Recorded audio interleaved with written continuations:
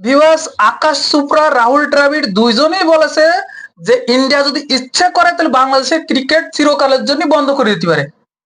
এই কথা শোনার পরে যদি বাংলাদেশের মানুষ, আমার কাছে যদি রক্ত থাকে তবে সে রক্ত ধরে রাখার মতো না, ফোটা শুরু হয়ে গেছে।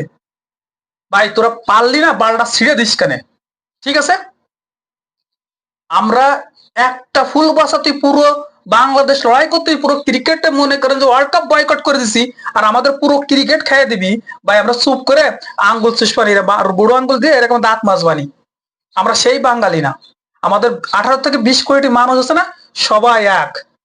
আর তোদের 150 কোটি মানুষ আছে, 150 কোটির একসাথে রাখিয়ে দেখিস, একজনও একসাথে পাবি না।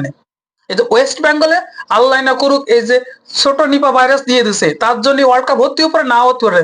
তা ওই যে না উস্তাদের মায়ের ব্যান রাত্রি, অহংকার সবচেয়ে জীবনে বড় ক্ষতিকার।